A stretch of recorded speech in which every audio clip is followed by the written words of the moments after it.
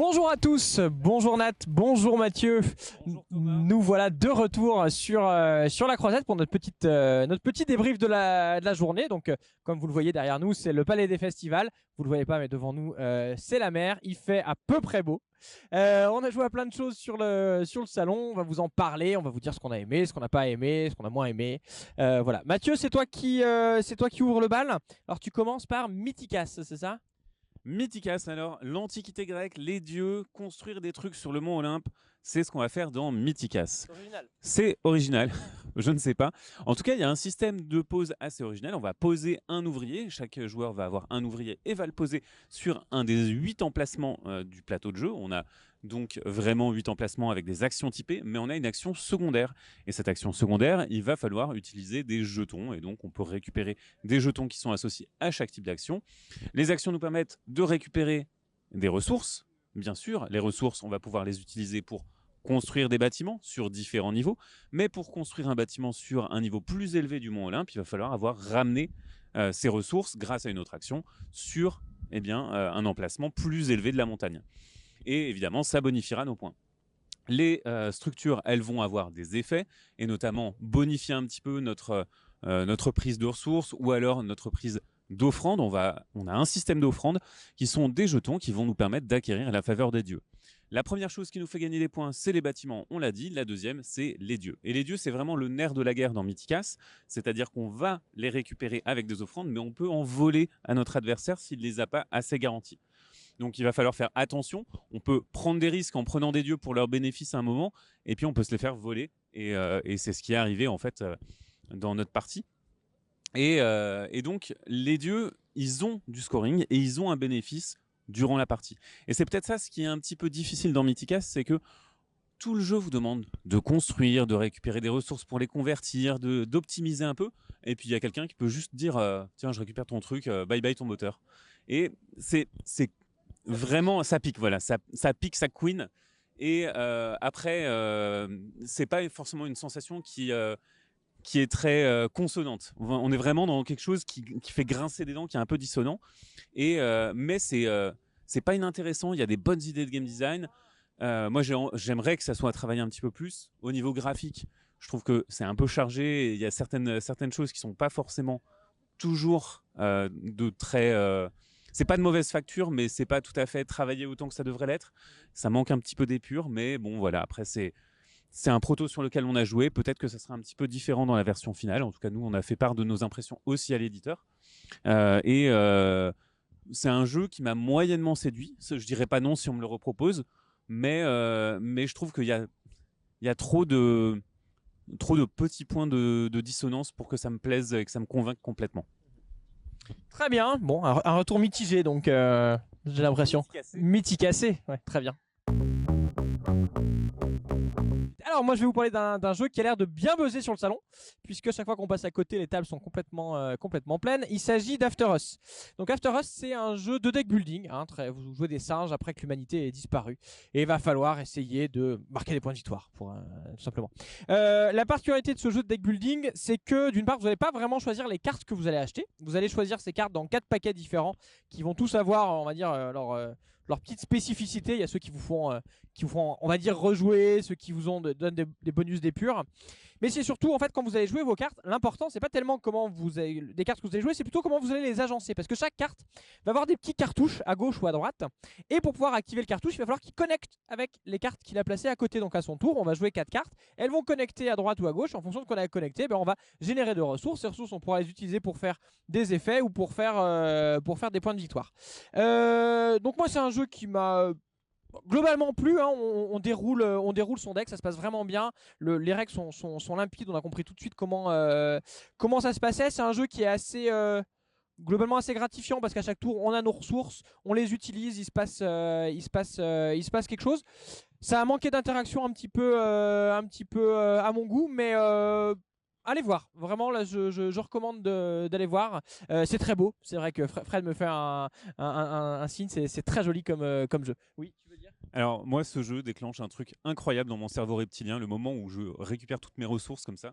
J'ai l'impression d'aller... Singe. Je me sens singe et j'ai vraiment l'impression d'aller partir à la quête aux graines et aux bananes. C'est génial. D'accord. Voilà, c'est très chouette. Bref, allez essayer, faites-vous votre avis, sentez-vous singe comme Mathieu. Ça explique plein de trucs en fait. Je suis content d'avoir cette info.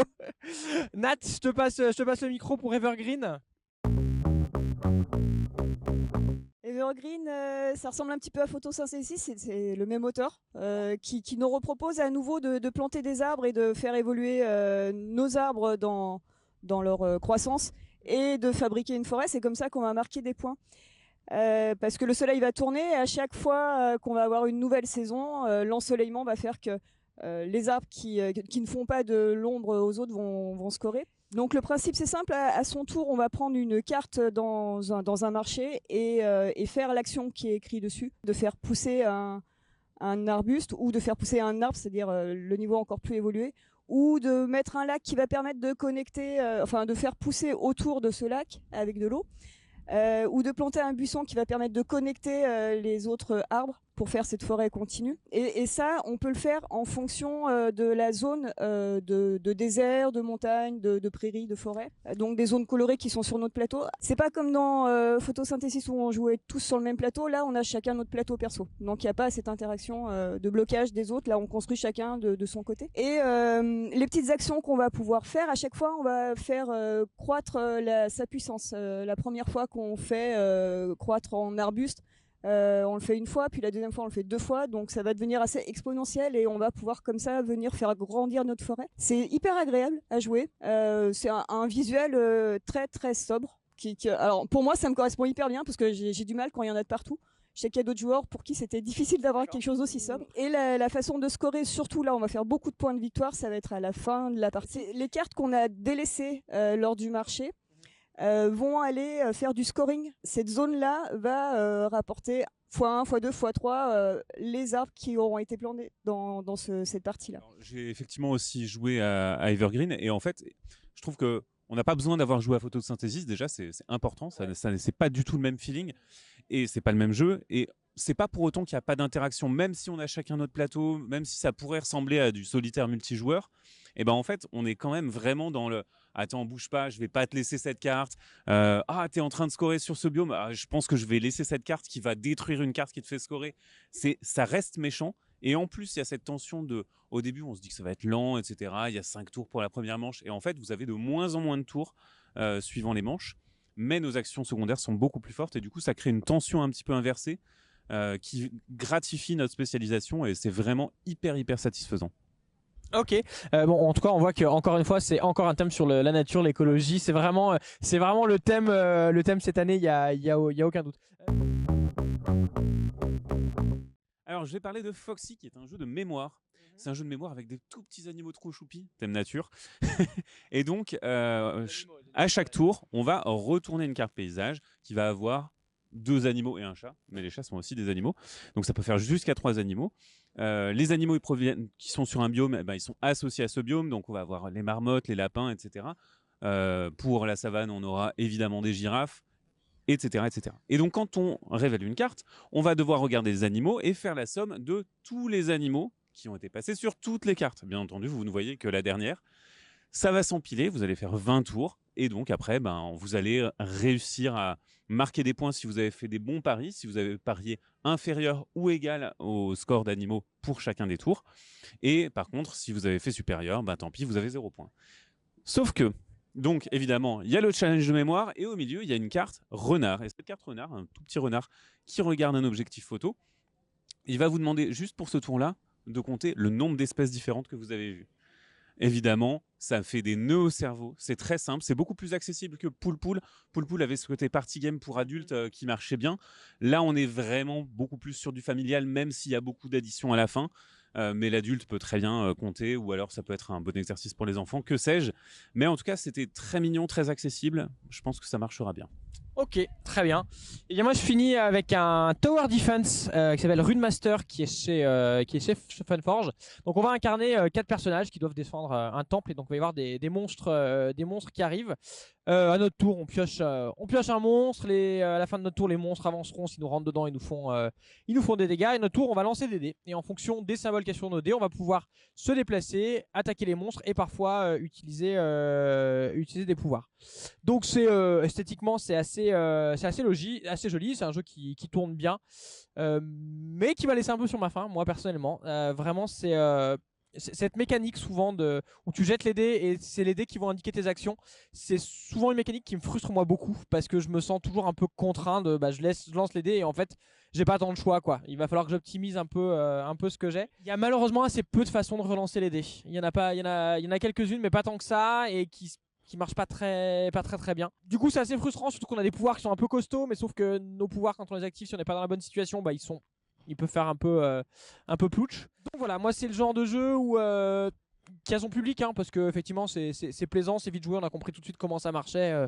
Voilà, moi ça me frustre toujours un peu parce que je me sens toujours un peu bah ok j'ai fait ça à mon tour mais je l'ai pas forcément choisi. Voilà, c'est la fin de ce troisième débrief. En plus, il commence à y avoir du vent, donc c'est le moment de rentrer pour aller jouer. On vous donne rendez-vous toujours sur la chaîne, évidemment. Dites-nous s'il y a des jeux qu'on n'a pas joués et qu'il faut qu'on aille les jouer. On espère qu'on verra les commentaires assez vite. Dites-nous ce que vous avez pensé des jeux, si vous êtes d'accord, pas d'accord avec nous. Évidemment, il y a plein de choses sur la chaîne, mais vous le savez déjà. On vous dit à bientôt et puis on se revoit à la prochaine vidéo. Ciao!